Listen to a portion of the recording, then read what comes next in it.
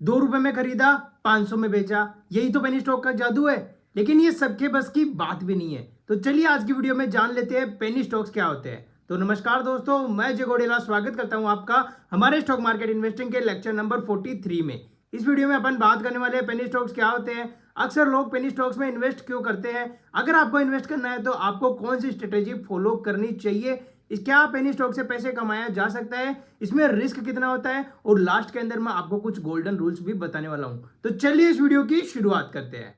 तो सबसे पहले अपन बात कर लेते हैं कि पेनी स्टॉक्स क्या होते हैं। तो पेनी स्टॉक्स ऐसे शेयर्स होते हैं जिनकी कीमत बहुत ही कम होती है, अक्सर ₹1 से ₹50 के बीच में होती है। ज्यादातर पेनी स्टॉक्स स्मॉल कैप या माइक्रो कैप कंपनीज के होते हैं जिनका मार्केट कैप 500 करोड़ से भी कम होता है। सेबी के हिसाब से इंडिया में 10 से ₹20 से कम के स्टॉक्स को आमतौर पर पेनी स्टॉक माना जाता है। इनमें लिक्विडिटी बहुत ही कम होती है और प्राइस मूवमेंट बहुत ही तेज होता है। तो चलिए इसको एक एग्जांपल से समझ लेते हैं। मान लीजिए एक XYZ लिमिटेड कंपनी है, इसके शेयर की प्राइस है सिर्फ ₹5। अगर ये ₹5 से बढ़कर ₹10 हो जाता है तो इट मीन्स आपका 100% रिटर्न आपको मिल गया। लेकिन वहीं अगर ये ₹5 से ₹3 हो जाता है तो आपका 60% नुकसान हो जाता है। मतलब रिस्क और रिवॉर्ड दोनों हाई है। तो अब सवाल ये आ जाता है कि रिस्क जब इतना है तो लोग इन्वेस्ट क्यों करते हैं। तो सिंपल आंसर है ग्रीड।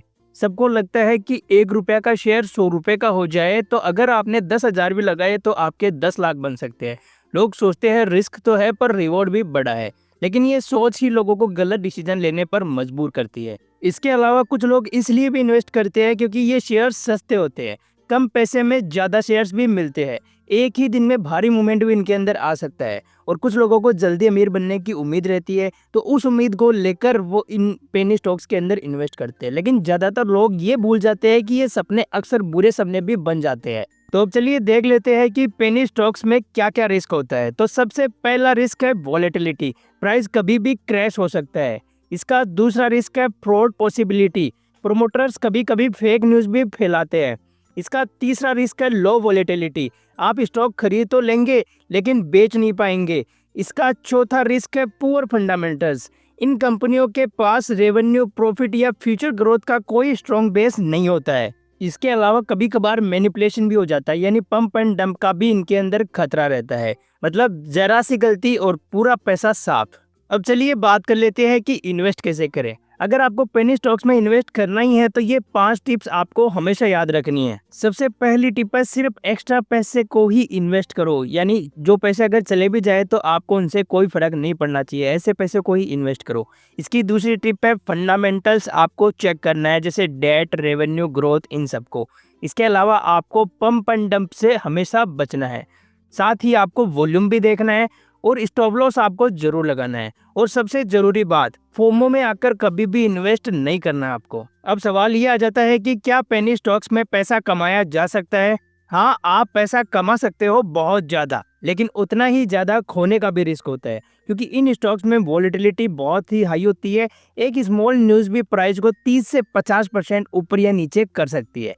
फॉर एग्जाम्पल, आपने 2021 में एलसेड इन्वेस्टमेंट को देखा होगा, उसका शेयर ₹3.53 से बढ़कर ₹3,32,400 तक पहुंच गया था। मतलब एक टाइम पर ये शेयर एक चाय के कप से भी सस्ता था, पर आज ये इंडिया का महंगा शेयर बन चुका है, इवन MRF से भी महंगा। लेकिन रुक जाइए, इसका मतलब ये नहीं आपने अगर ₹3 में खरीदा होता तो आज आप लाखों कमा लेते।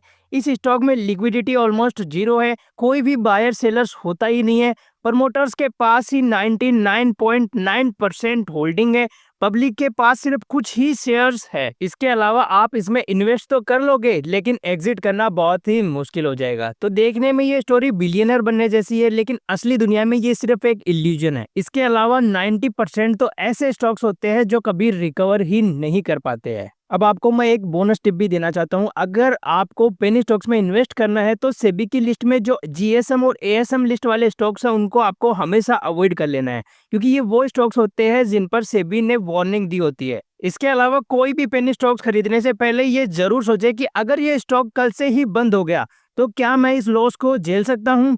इसके अलावा अगर आपको ऐसी और वीडियो चाहिए जो आपके पैसों को सेव भी रखे और ग्रो भी करे, तो चैनल को लाइक, शेयर एंड सब्सक्राइब करना ना भूले। कमेंट करके मुझे जरूर बताइए कि आपने कौन से पेनी स्टॉक्स में इन्वेस्ट कर रखा है। मिलते हैं आपसे अगले वीडियो में, तब तक के लिए जय हिंद, वंदे मातरम।